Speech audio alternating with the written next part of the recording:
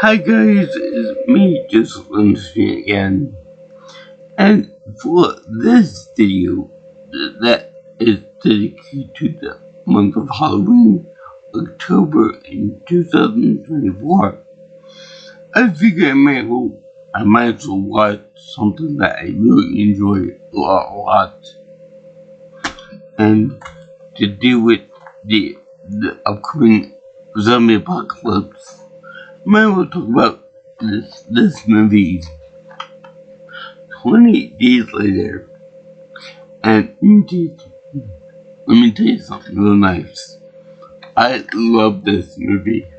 This movie came out in 2002, and it was pretty damn good, pretty goddamn good.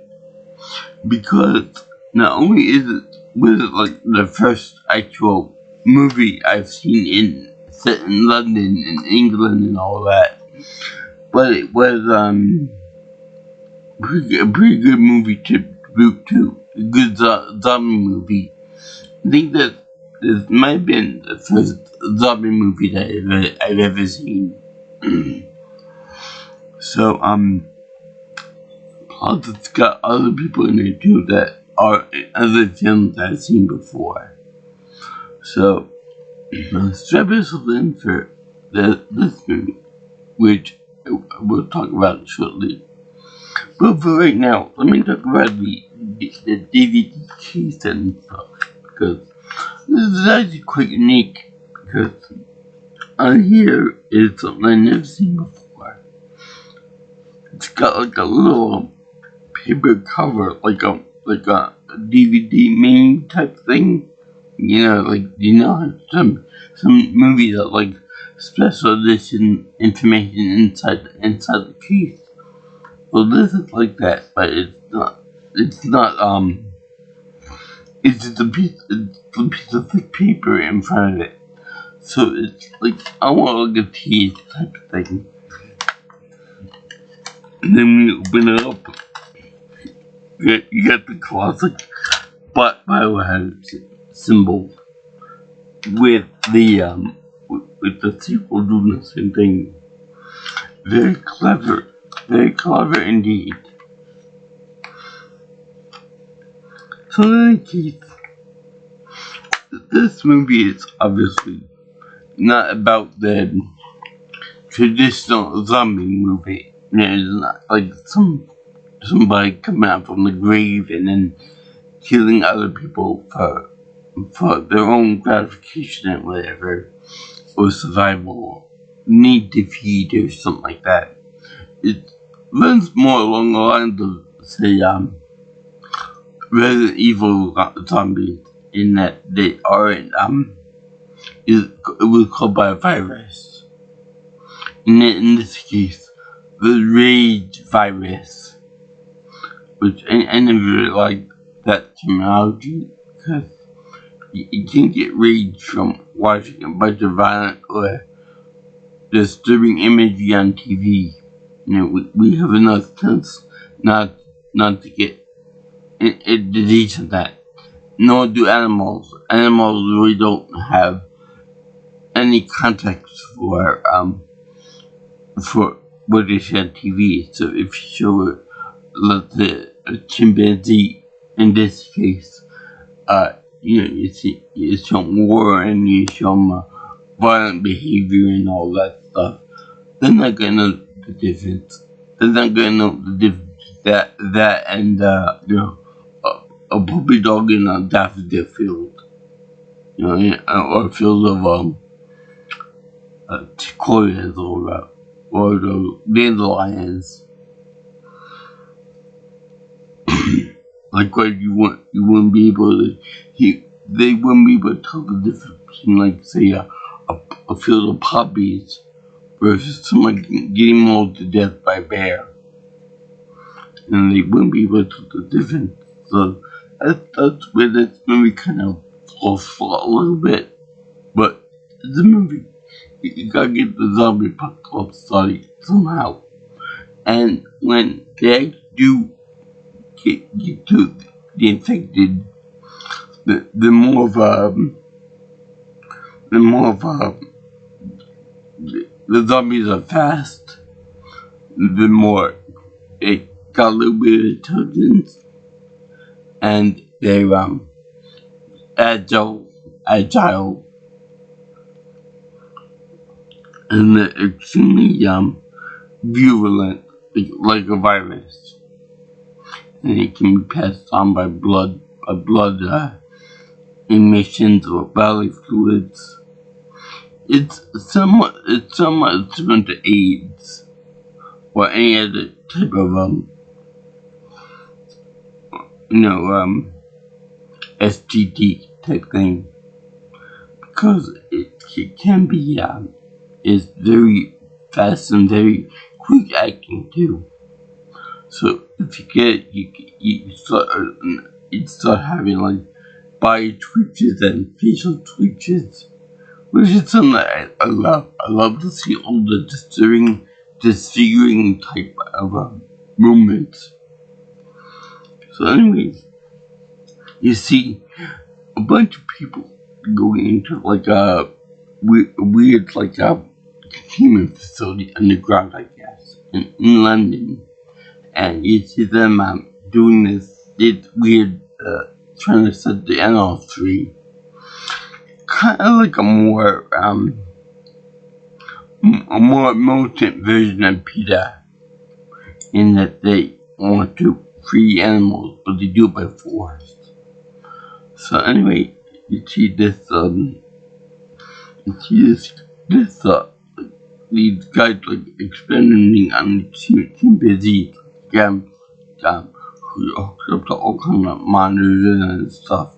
You see one that's dissected in pull their organs and stuff. So pretty gruesome stuff. You assume that the animal rights people are on the up and up.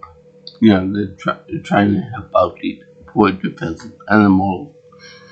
But it turns out that the scientists that are doing this type of thing are actually keeping the animals in containment because they're infected with the rage virus, which when they bite people, when they release and they attack humans, it turns the humans into, if you can believe it, even more virulent and violent Trump supporters from the January 6th riots. But anyway, they end up freeing this chimpanzee. The chimp ends up attacking the human that's free. So kind of like I'm not gonna say monkey do, but it's kind of like if trying to set someone free is biting you in the ass right away, quite literally, because she ends up turning, the scientist ends up trying to beat the crap out of her, and the people who are with her are like, what the hell is this guy doing? We gotta stop him. So eventually, she bites somebody else, and it spreads to that person, and so on and so forth. So all because you try to help your monkey friend that was infected by rage. Now, the animal rights people thought that the scientists infected the chimps with the rage virus by making them watch TV or make them do injections and all that. So they believe that the scientists did this to the animals. The animals were already infected with it, and they would monitor them and give them like inhibitors to make sure they don't go berserk and attack themselves and that kind of thing. So that's kind of meaning message, because you always assume right off the bat that the people who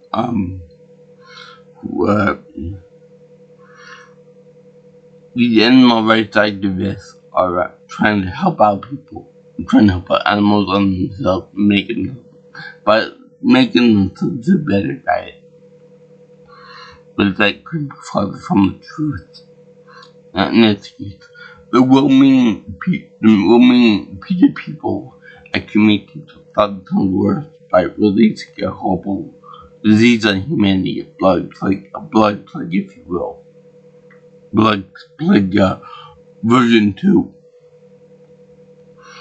So anyway, the rage virus is released into the world, and 28 days later, we see this guy waking up in a hospital bed. Much, he's in like coma or something or other. I originally thought that this guy was part of the group that among the Sims 3 and doing the world, but now he's somewhat separate. He's played by Cillian Murphy, who I swear to God was in a movie, Gone in 6 Seconds, the remake at least. But no, not all British people are the same guy. So anyway, he's naked, stark naked, in this hospital bed, with all kind of wires and stuff. And he moves it around. He moves around like, he disconnects all wires and stuff connected to him. I would think that when it comes to IVs, I think he would, be able to detect them in his arms and whatever.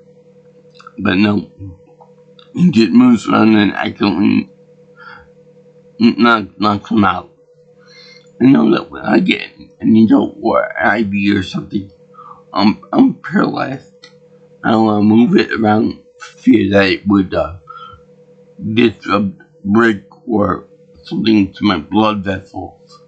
I don't move on purpose. I become like a rock. I try to be a rock. Even though that's bad for blood flow and things like that nature. So anyway, they showed that this guy is in this death area. And London never looked any quieter. Everything quiet, nobody in the street, nobody, nothing. No cars, no traffic, no pollution, no voices, no nothing. It's very isolated. Kind of like Alien or somewhat of that nature. It's very much, you feel like you're alone in that, you feel like you're alone in an environment where there should be normally thousands, if not millions of people. No government jobs, no traffic police, no nothing. So,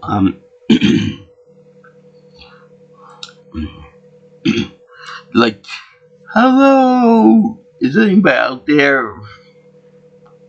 Now, I'll say this right now. I want you guys to comment on this below in the comment section below. Now, when you did the journey to hello, is anybody out there? It sounds like the openings to the song by the Gorillaz, a British band called M1A1, which a guy very similarly to the hello, is anybody out there? And then they get into the song. So I think that they got this from this movie, that opening part. Also, the part where it wakes up in the hospital bed, and he's naked and hooked up to wires and things. It will resemble what they did in Resident Evil in the first movie, as they milked it to death. But yeah, it reminded me of that when Alice is not 100% naked for obvious reasons. But they do the wire thing too, in her head and in her arms. and he grabs his shotgun. So which one came first? That's one of that movie. The part with the thing. So then it's like wandering around and stuff,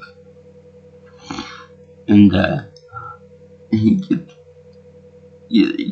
rescued, and he meets up with some people. Well, there are some other people there that are like zombified. So he gets rescued by someone before he gets attacked by those people. Her name is Selena, and I didn't know her because it's kind of messed up what happens to them. Anyway, the thing is that they're infected. Other people are infected. So rather than him being infected too, they got rescue him. So like join forces and stuff. So now, one thing I gotta say about the zombie movie that when there's a large scale pandemic and stuff, and people are dying left and right, regular people are dying left and right, not even including the zombies. Is the Grim Reaper like over time, like Overwatch? Like, is he like oh boy, I got like a 3,000 more people to collect the souls up and get to work. Like, why can't they just take that sweet time with dying? So then you go into then he's like, I want to go see my parents, make sure they're alright. Now, this is what gets kind of teary-eyed for me, because they go visit the parents of this guy who was believed to be in a life and death coma. So they go over there and they see the shit that's going on the news, on the papers, on the telly, all that stuff. They assume that the kid's not gonna get out of its coma. So they commit suicide by ingesting pills. I guess the infected don't pay attention to already dead bodies. So they lie in bed and they leave a message for him, even though they know that he's in a coma. And they say, we're sleeping together soon, and you can stay asleep. The world's too dangerous and horrible. Okay? So, very touching, very sympathetic and all that. And the guy cries at the end of all this. Because notes written on it, picture him as a little kid. On like a swing set, something like that. So they show this, and unfortunately they show the kid, the guy, the old man,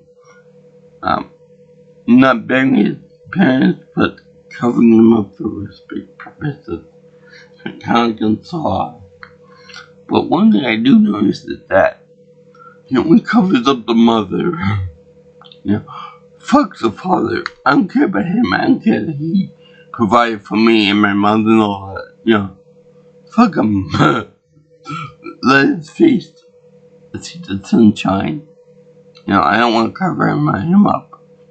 I hate that he didn't get me that tricycle at 3 years old. So anyway, gets in the morning and the people are like raiding the parents' fridge because they need supplies and stuff.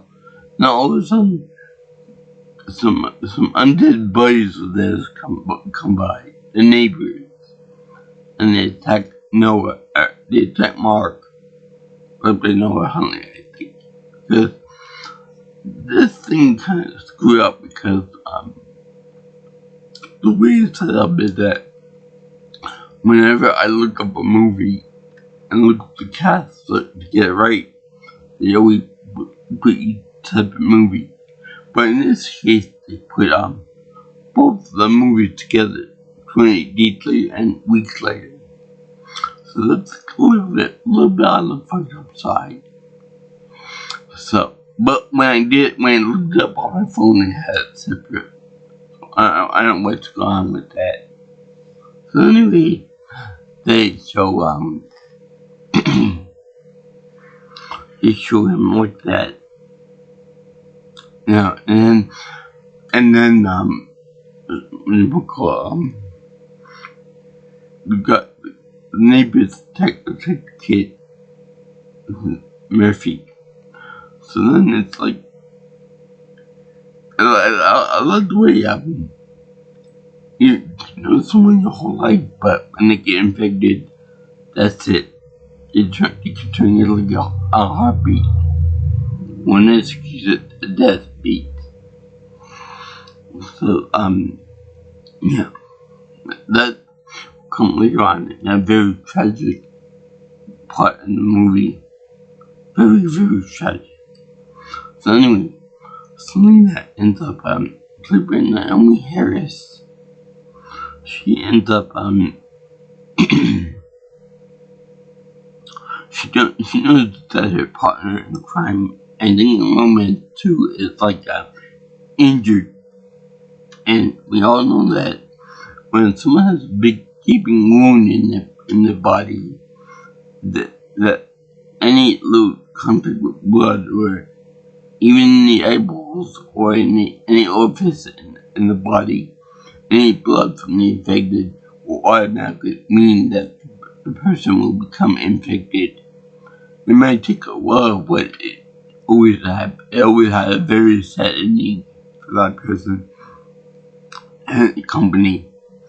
So, Selena, even though the guy saying, no, don't do that, I'm fine, I'm pretty, I'm all this stuff, she whacks him off with a giant machete.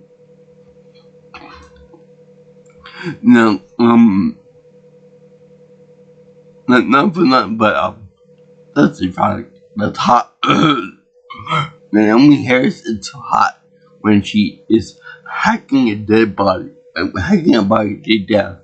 I'm sorry, but I do feel like it's very, it's very funny the way that happens, but it's just very attractive when you're doing that. Just with her hair. So anyway, just do a morning. They go down to the subway, or they call it the Cortland in the tube, and she takes them to the candy shop.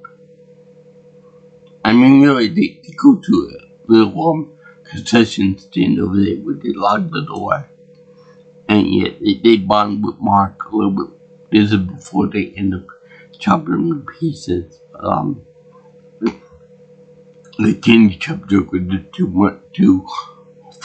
much. I couldn't resist it. So they go over there, and then they get the pie stuff, and she explains what happened to everything, why everything is shit now. Like I said, the AIDS virus explained it geometrically, and everyone became zombies and horrible creatures. I don't know if it infects animals or just humans, because later on they showed the horses and a crow acting normal and unmutated.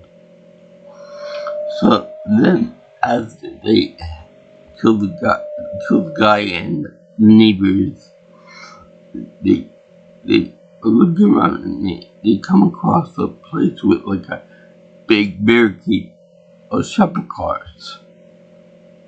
Now, I remember that I got a shopping cart from Walmart in the parking lot. You can get rid of it. So we just had to get in the car and use it for doing groceries when we brought home. And my dad liked to say that it was an idea, but it was all me. I did that. But yeah, if I knew that they would be a good zombie deterrent, I would have got more. So anyway,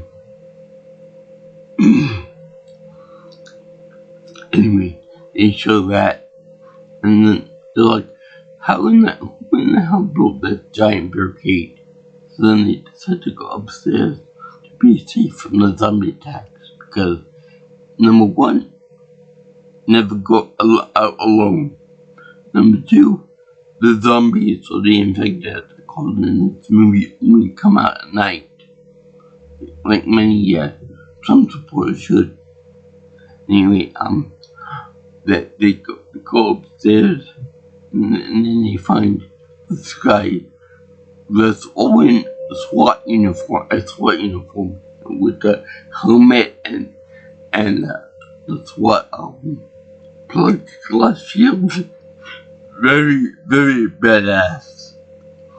And it's played by one of the guys from Harry Potter, Brendan Gleeson. The name is Frank in the movie, and by God, is he badass in this part. So he's over there trying to defend his honor and defend his place. And not only that, but defend his daughter, Hannah, played by Megan Burns, which unfortunately, Megan Burns decided not to be in the acting career. I thought she was good in this movie, and she was good in other movies too, but I thought she was good, along with Gleeson. If I'm pronouncing that right.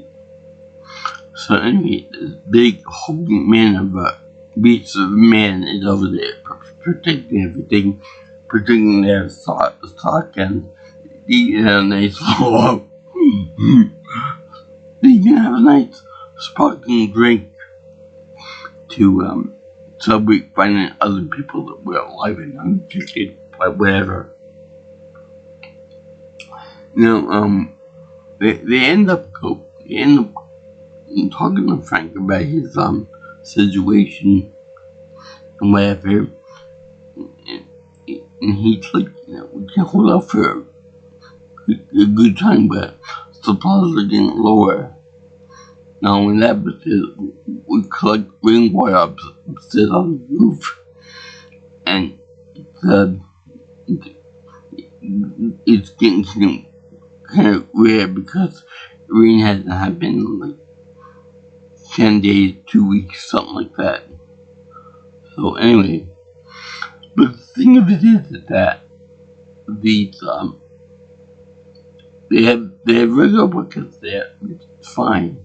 I would have buckets in that case too, pails, buckets, to collect the rainwater and to collect condensation and that kind of thing. But then they have laundry baskets in there with holes in them. So I'm like, why the fuck would you have laundry buckets in there with holes in them?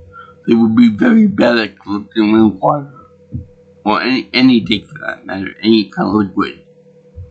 I'm like, why would they have that in there? And not just one, like 4 or 5, maybe 6 of them all together. So I'm like, why? That's self-defeating. That's self-defeating right there. So anyway, we decide to pick all the shit and removed out of there, like a military outpost. And boy, is it gonna be a night to remember for that. So anyway, they get all the stuff. He drives a mini taxi, a mini car that made into a taxi. Gets like all the way in London. So he's over there driving them around. And then they go to an underwater tunnel.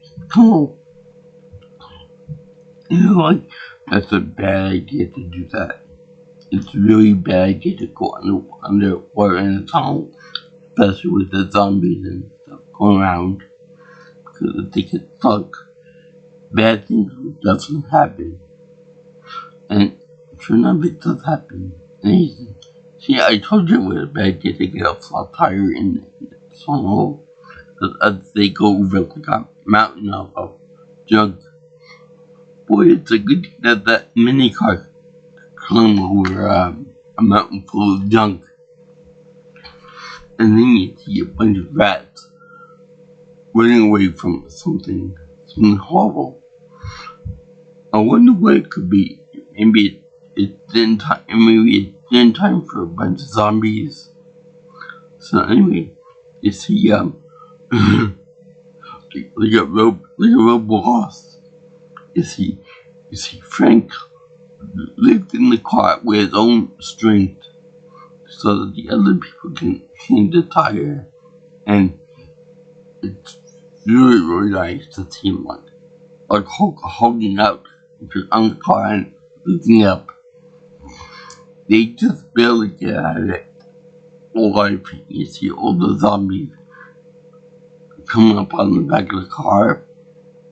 It's really nice with the red light showing their face and everything, and like all horrible and stuff. It's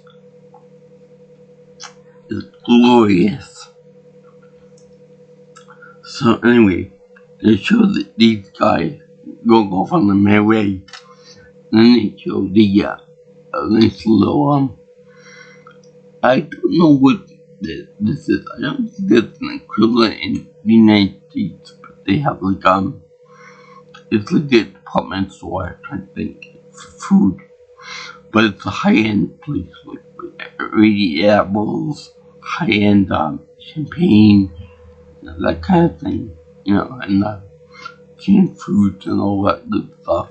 So they go all ham on it. They talk about everything: apples, food, water, candies, and it just so happened that the daughter ends up going for like the health items and oral hygiene stuff, like mouthwash, toothpaste, etc. Because in a zombie apocalypse, it's always good to brush teeth and floss your teeth between meals. That's very important.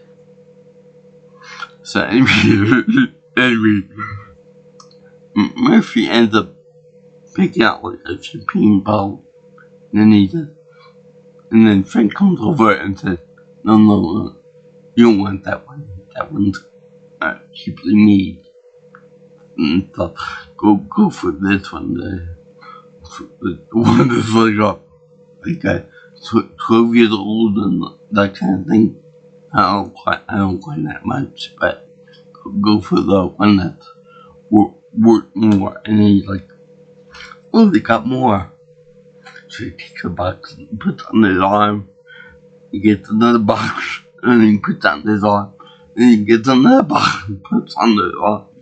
And he walks out there with like 4 different champagne bottles of this stuff. I'm like, okay, somebody got issues.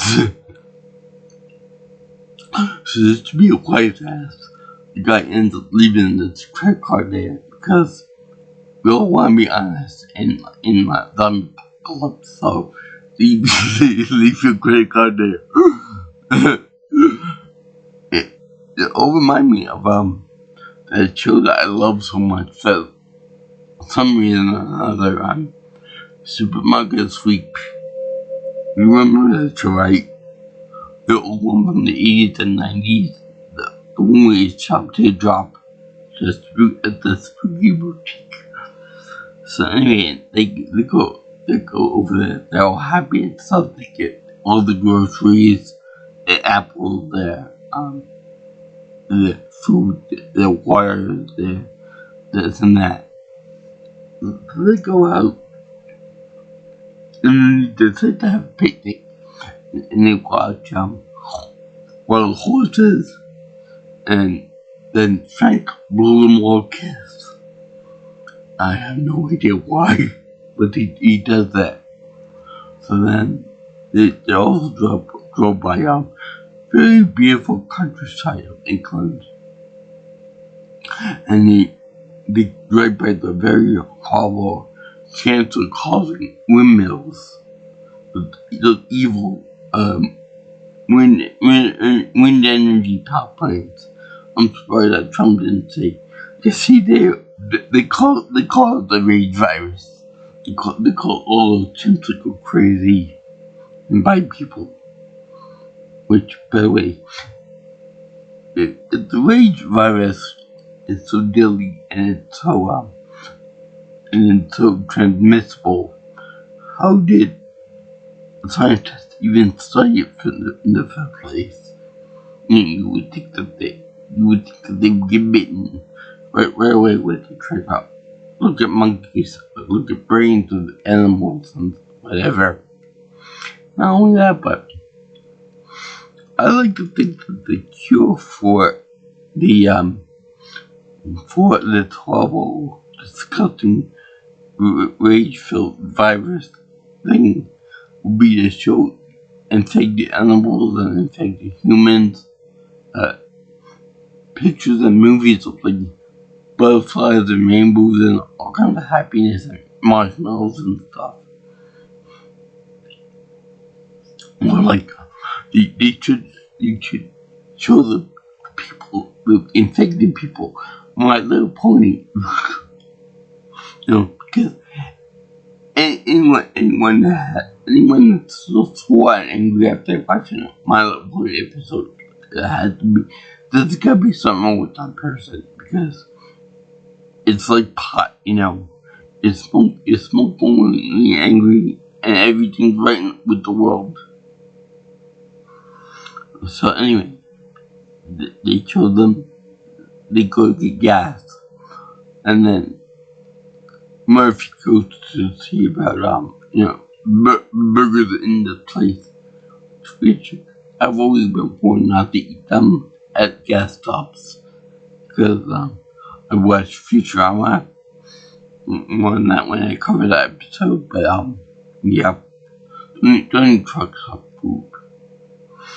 Anyway, they show like the zombies and stuff inside there, but they're also little kids, to show that that nothing that this virus takes adult little kids, people that are older, people that are rich, poor, whatever. So it's like an equal opportunity virus. So then he's like holding the kid down with his foot, and he winds up with the bat and makes a nice home on the kid's head. Going out of it, he's like, so then he's like, did you find anything? And then he's like, it's there. It's like, did you find anything? No, I didn't find anything. That most times, like nothing. But when you actually find to kill an adult, well, not fine, but you know what I mean. Like, it's more acceptable to kill an adult that been turned into zombie. And they live the life there. You got the same physical strength as you. They're pretty equal footing, more or less. But when you kill a kid zombie, they're trying to rip your heart out and eat it. It's more like you feel more sympathy toward the kid, because they didn't have a chance to live their life to the fullest, and it's also a little kid too, so it's also that pang of coldness too. It takes a lot of coldness to beat up on little kids like that and to kill them. So anyway, he chose this, and he's like, he didn't I understand it. Also remind me of part the part of Vietnam, the Vietnam War, where there were soldiers out there that did kill children, and they're like, I can't talk about that. I don't want to talk about what happened in Vietnam. I want to put that all in the past because it was far horrific. It was like killing a child in this movie. So anyway, Hannah just traveled upon my father's car and trying to not break so fast when she runs upon him. Because they're going to like a fuel depot for the car to get fuel. Now, this is funny because I would think that Hannah would know the danger of the situation. I would think that she would know, no, not to fuck around with their own mode of transportation. So, that was a bad thing on her part, to fool around with the car. I mean, they even put her far away from the fuel depot to make sure she wasn't going to be ambushed by any infected. So, yeah. So, they have her doing that. And then they get on the merry way again, the little crusaders for good and truth.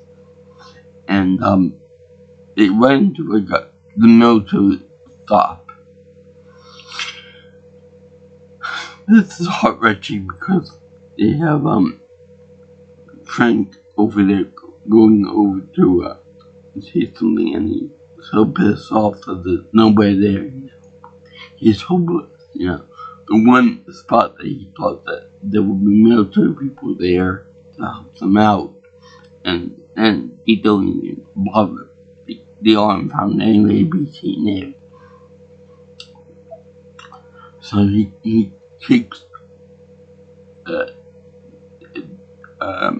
fence with the corpse on the bottom, on top of it, with a crow, and the crow ends up spitting a drop of blood into his eyeball, and that makes him turn into an infected.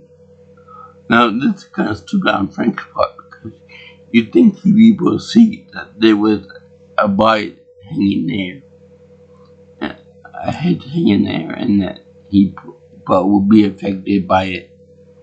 But no, because anyway, he said to the daughter right before he turns, he's like, Hannah, I love you very much. Like, what are you talking about, Daddy? You know that. I know you love me. So then he ends up grabbing her and then violently shoving away. Where he runs away saying, get away from me. Get away from me. Go away. Go away. I don't want to see you anymore. So then it's like, he's doing it for his own daughter's protection. So he runs away. The military conveniently show up right after he turns, shoots him dead in front of his own daughter's eyes. And then the rescued. Now they're also a merry band. Military force, so like a few people, like a dozen people or so, in like a big mansion. They got mines everywhere. They got guns, big guns, trained on everything, every square inch of the place outside. So if any zombies do come by, they'll blast them. Now,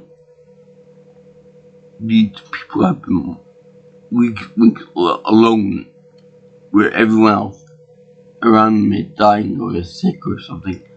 Now, they even got this one guy, Private Mahler, in the courtyard, and he's fully turned.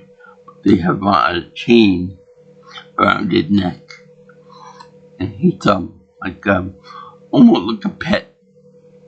And the idea was to actually study the infected, what goes on with the life cycle, how to kill them, how to deal with a potential cure, or, if it were to run the course, if the infected would just die by itself.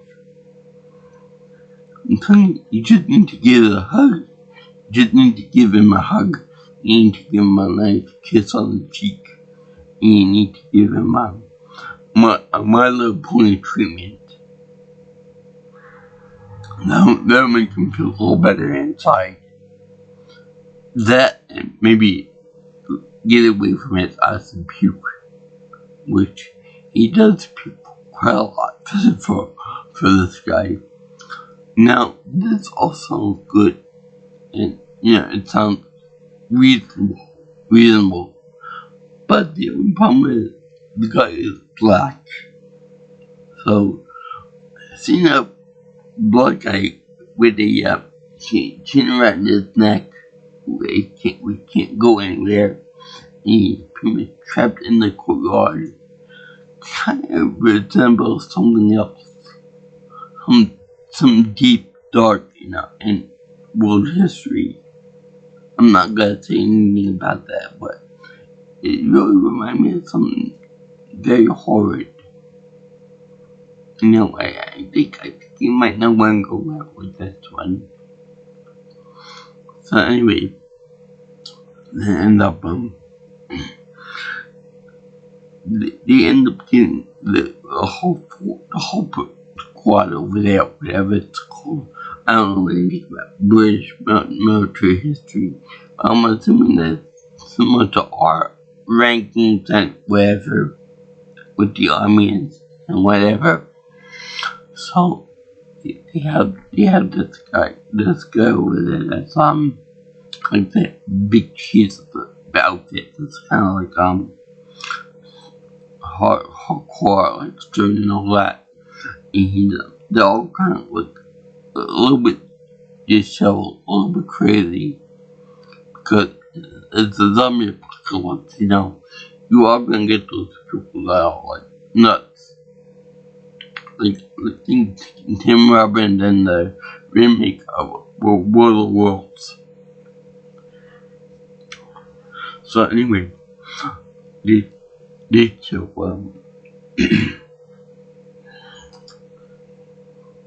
they show that you have these people that are kind of nuts. In fact, there's this one guy, I forgot what his name is in the movie, but they have him as the cook of the group. And he's basically the bitch of the outfit because he's got like an apron on and all that. And he's kind of cowardly. He cowardly around the movie when Mora is released. So anyway, they show they show this guy is bad cook. So what did he do? He talked to Hannah and said, "Are you a good cook? We need someone with a little flair in the kitchen."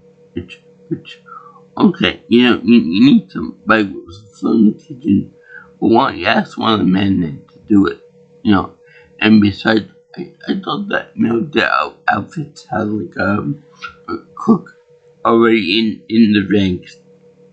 So unless he died already, maybe that could be it. But just go straight to the women, the young girl in the bunch, kind of sexist. What can they ask Selena about that? Or maybe she do Butch for that. She's very attractive. But anyway, you show that, and then they show up. They show that these guys are very what's one for very creepy and disturbing. So they're like look, women, let's dress them up nice and have a way with them because we have to increase the population of Earth somehow, and we have to increase our rank somehow. Am I right, boys? Wink, wink. So then they go on this weird thing about making the women look pretty and giving makeup and giving them pre-dresses to look at. Now, up until this point, I didn't say this, but Megan Burns in this movie looks a lot like my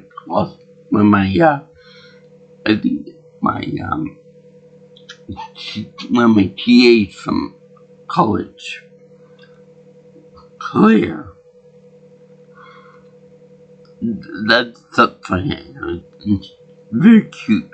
I'm not in that case because that'd be disgusting. But anyway.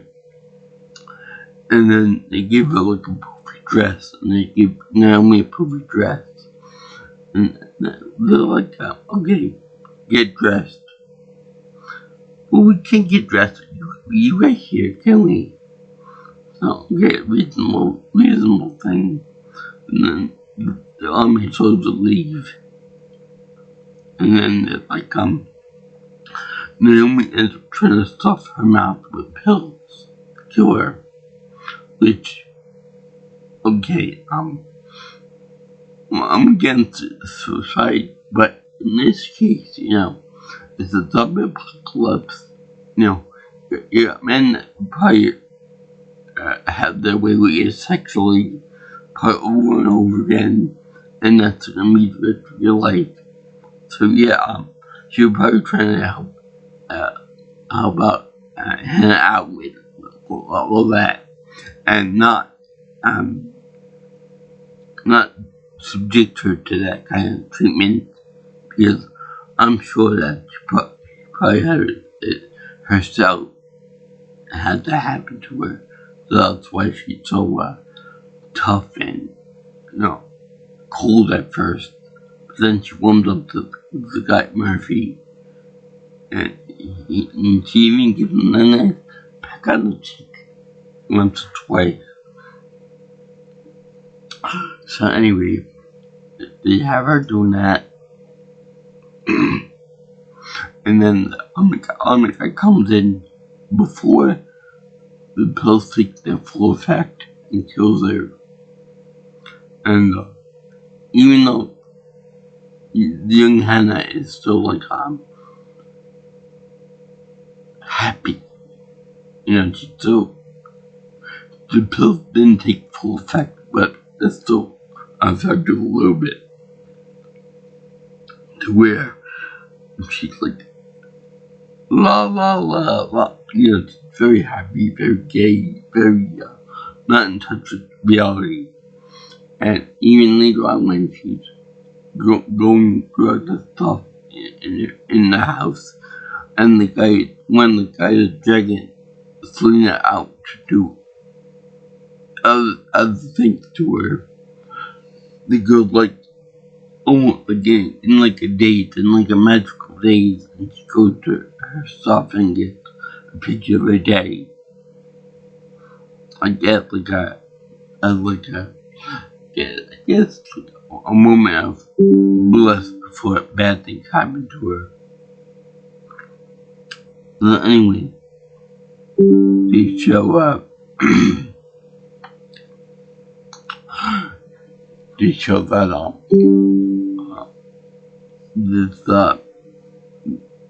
they show that they kicked out the guy, and they're about to kill him. They're about to kill Murphy in like a backyard. So right as he does this, Murphy somehow gets out of it and plays dead with a bunch of corpses. And they show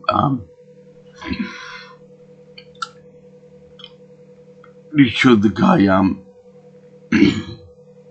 hiding in a pile of dead bodies. And then he goes back there. He goes back completely bare chested and decides to take him back and rescue the girls. Because he knows what's gonna happen to them. So anyway,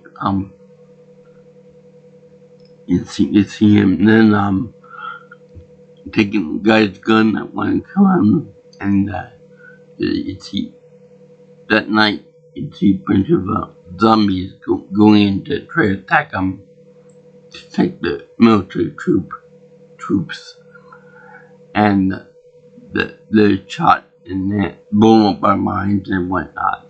So then, in a very clever move, he goes up on the wall, and shoots the chains that keep it more at bay. So then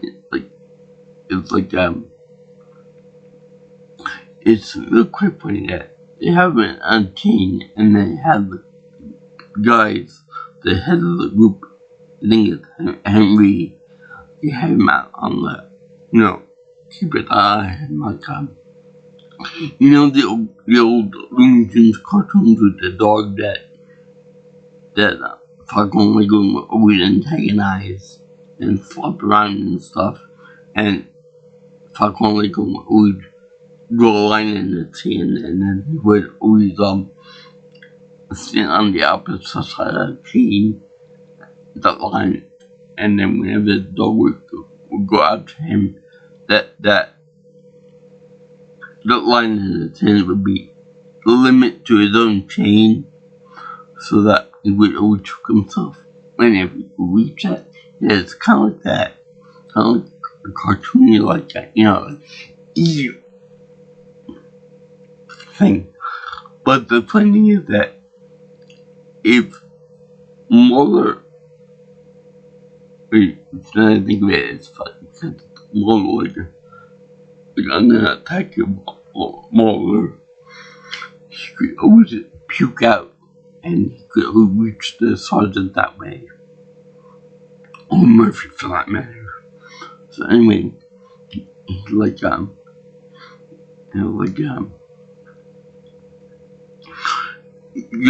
guy Murphy ends up shooting at chains around his neck, and he sets him free, more or less. So it's real quick for that More looks up, he sees the guy over there, and he's like, I like to think that that's a moment of mutual respect. That you set me free, something, I'm not going to go after you. You're safe from my attacks. Because you set me free. He's got enough humanity and inclination left in him. They know that this person didn't miss hard. and that he's not gonna attack him or anything. Now the other people who he infects and goes out, that's the story. But I kind of feel sorry for the guy that with the apron from before, because when he's in the attack, he's like when the guy in the apron is being chased after, he's like running and stuff. He runs into one cabinet in the kitchen area, in the bath kitchen area. So I'm like, this guy 5 years old, they can hide the cabinet. That's something that little kid would do. So he's hiding, and he's seeing his other comrades being mauled by Mueller and others that he's infected. It's a very quick virus, and you see him get puked on and stuff. So then he ends up getting out, and then he gets eaten alive too by somebody, and it spreads very quickly, this virus. So then you see the one guy in the bedroom upstairs, like in the little kid's playroom, and you see him telling the corner with no ammo in his belt, and like, I'm innocent, I didn't do anything. Stay with me, protect me. You got battle fatigue, you got guns, you got knives, you got everything else. Why you have to have the help of this shirtless guy to help you out? So,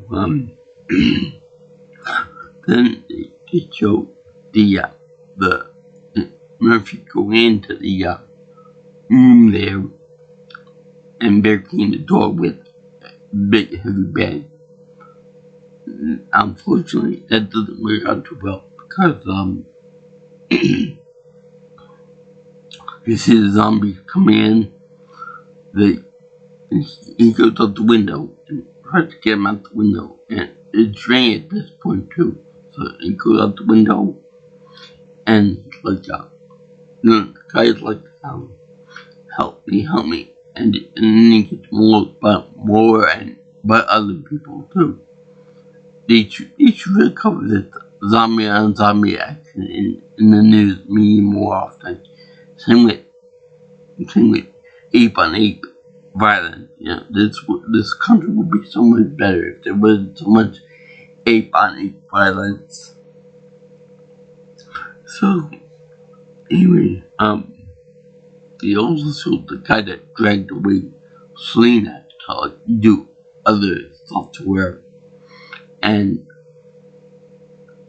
we got Murphy's like, no, you're not taking away my friend from me. So he goes over there. He drops down from above. He's like, I'm gonna try to skirt like a zombie and kill him that way. So he's so animalistic, so barbaric about this. You think he did become a zombie himself and infected. And so he's like, grabs the machete. He's like, she's about to kill him, but she was about to kill him like in the with Mark, and like, no, I'm still human. We're just doing that to get a surprise on the guy. So it could be like a kind of character growth or attachment for Selena to not do this to this guy. I think so. I think because she likes him. So anyway, they go outside after Mueller and the rest of the infected kill everybody else in the van, meaning a surprise attack from the rear end, from all the battlements and stuff are facing outward, but from the inside they're pretty much defenseless if you do it right. So I think that Mueller has enough intelligence that he can know his way around the place. Again, even though he's infected. So he infects a bunch of people. And that guy that was that escaped from under the cabinet, he made it to the door, but then he was stabbed by a big ass bayonet by Murphy. I don't know why he's the most innocent of all the people there. I guess it was like a mercy kill, because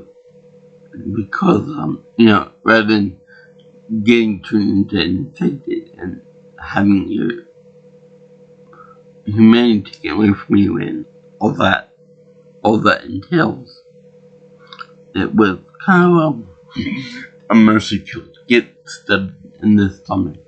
Because I don't think that infect dead corpses already, or severely injured corpses, like the flood in Hilo. So anyway, the guy rescued the two girls before any hanky-panky can happen. So that's good. So they go back to Cav. The father's afraid to Cav. And it's like kind of weird because when they were traveling around London and whatnot, they were like a big serious thing that this is the only mode of transportation, and they even rescued it in the tunnel. But yet, when they got outside into the main camp area of these prepared military guys,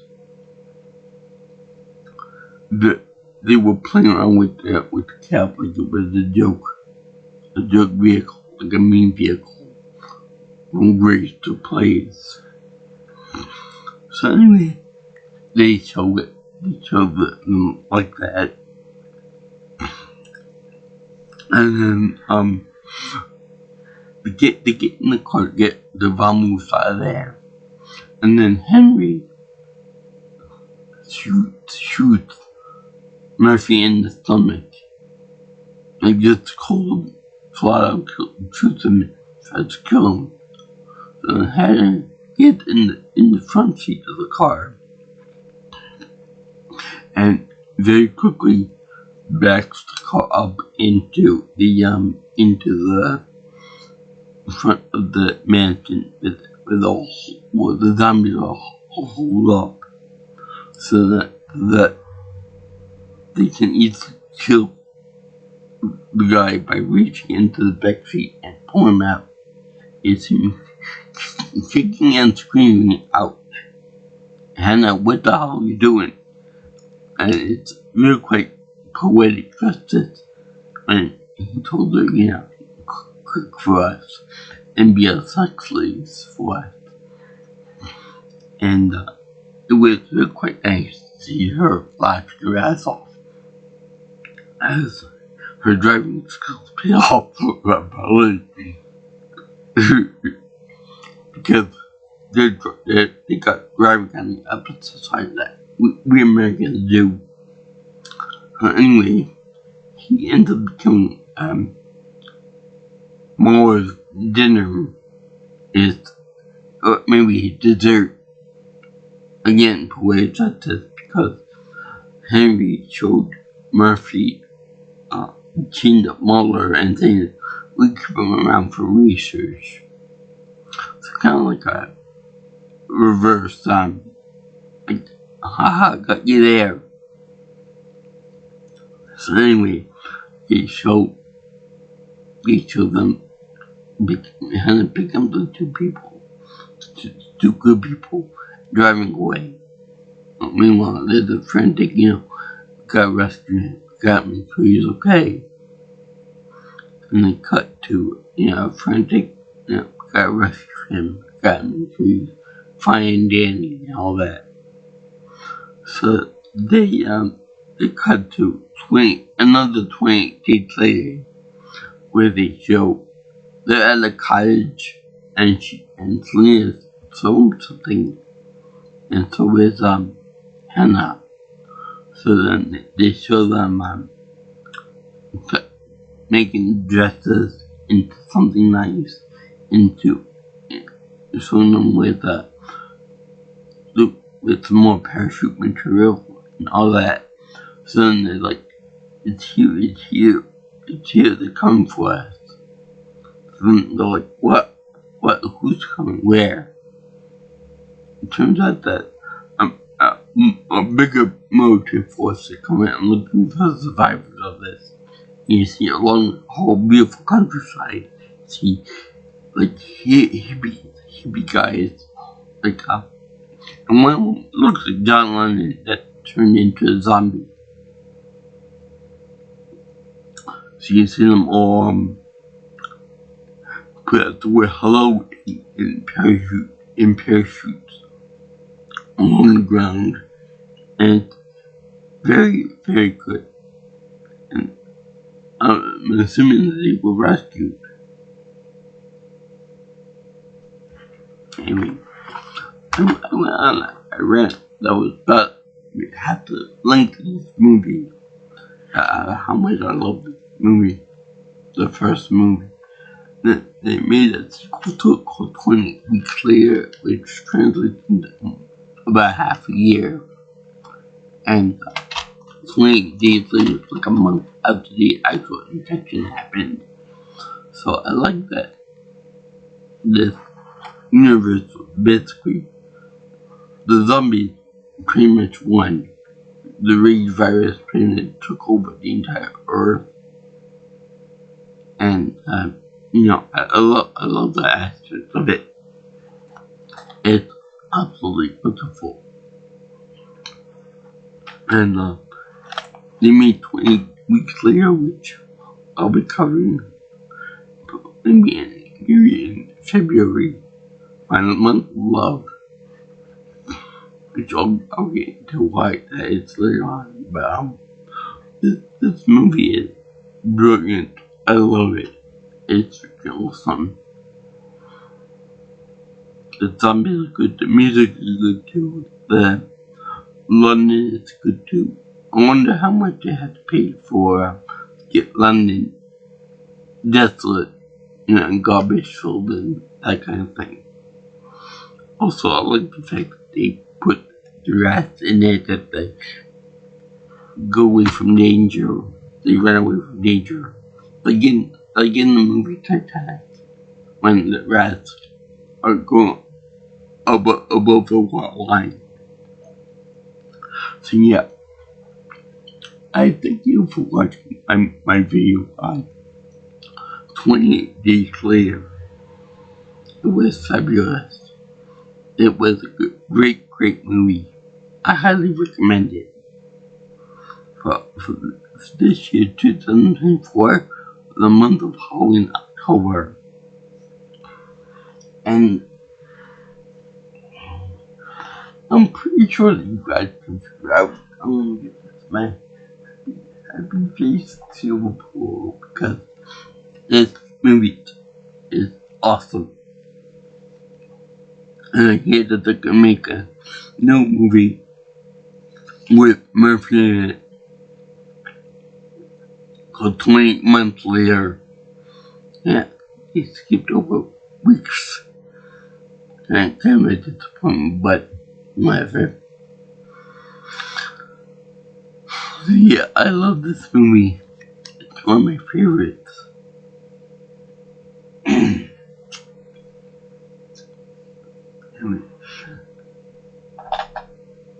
I would see that it's not really a zombie movie because